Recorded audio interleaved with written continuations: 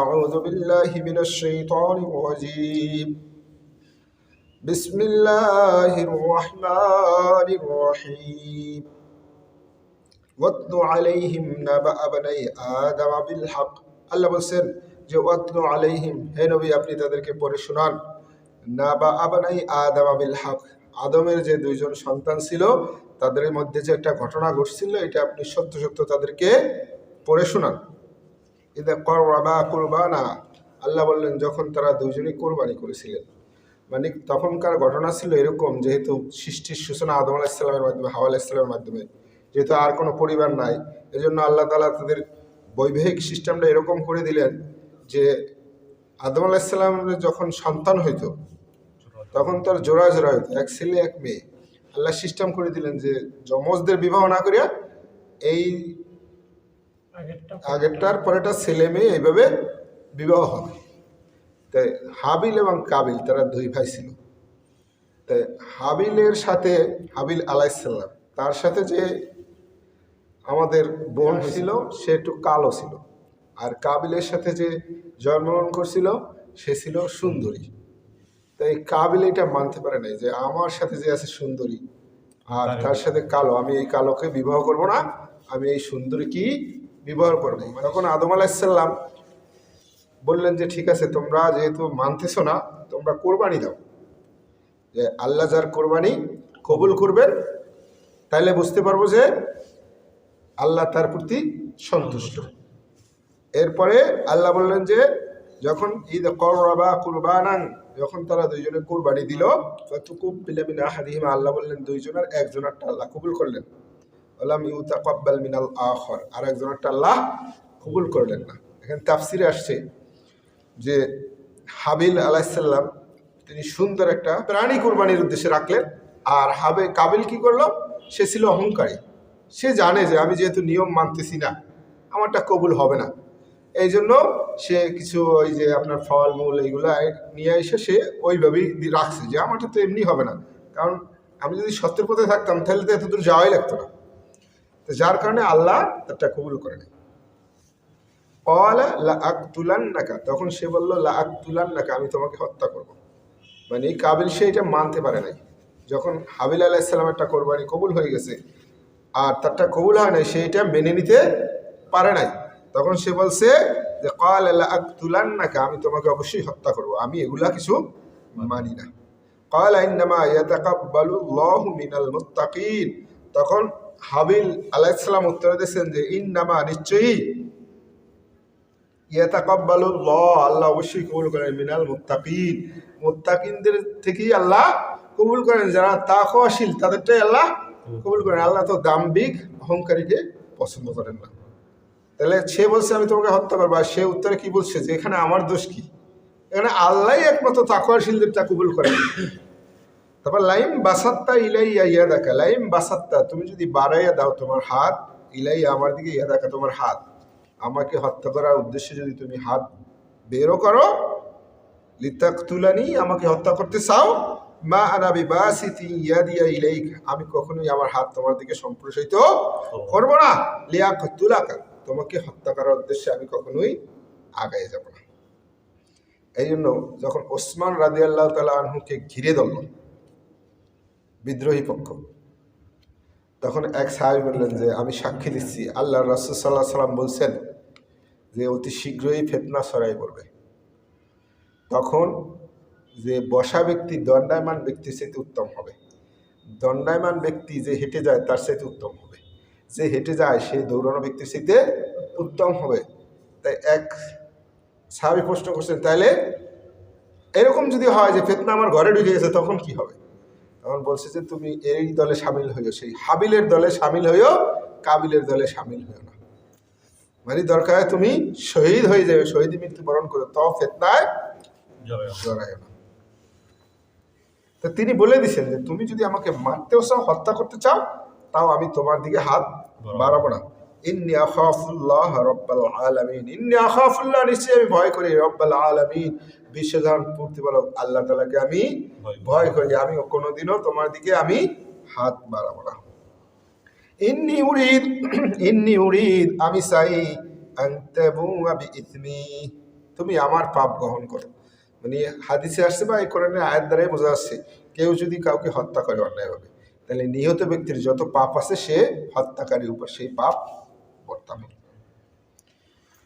তাফসিরে দেখলাম যে কেয়ামতের মাঠে যাকে হত্যা করা হয়েছে সে তার মাথা হাতে নিয়ে আসবে যে আল্লাহ আমাকে কেন হত্যা করছে, অন্যায়ভাবে যারা হত্যা করা হয়েছে।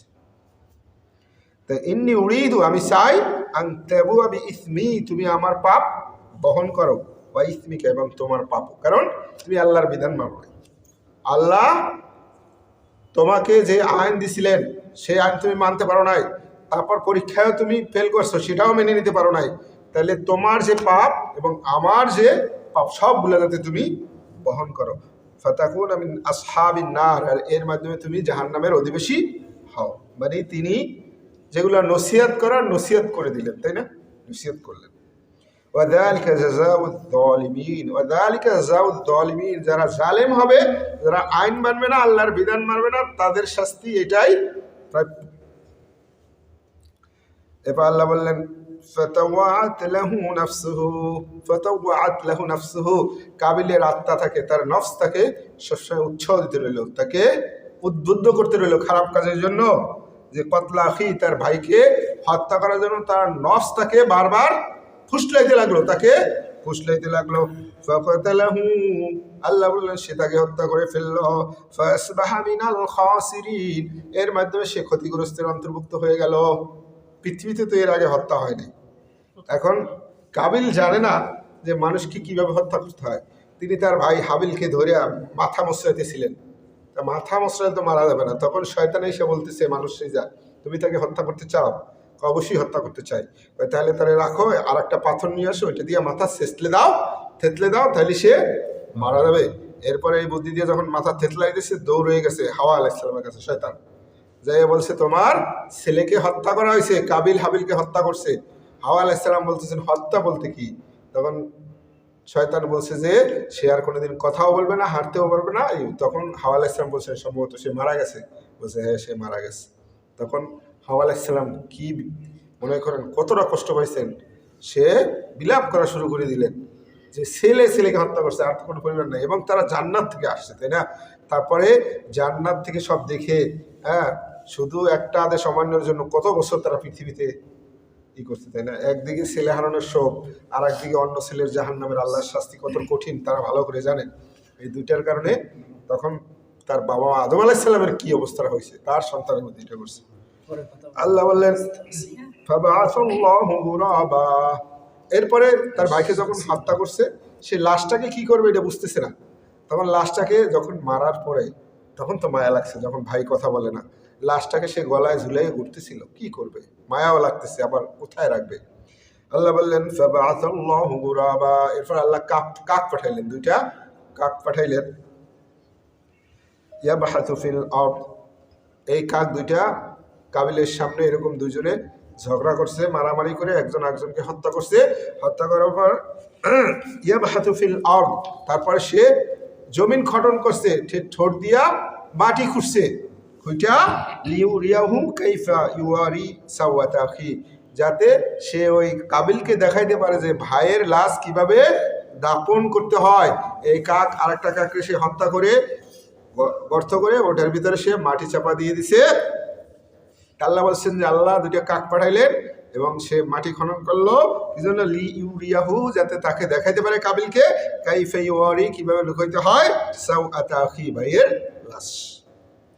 ক্বালা ইয়া লাইতা ইয়া ওয়াইলাতা, ক্বালা, তখন কাবিল বলল ইয়া ওয়াইলাতা, হায় আফসোস, আন আকুনা মিথলা হাযাল গুরাব, আজাজতু, আমি আসলে কতই না অদম, যেন আকুনা মিথলা হাযাল গুরাব, এই একটা কাকের সমতুল্য আমি হতে পারলাম না।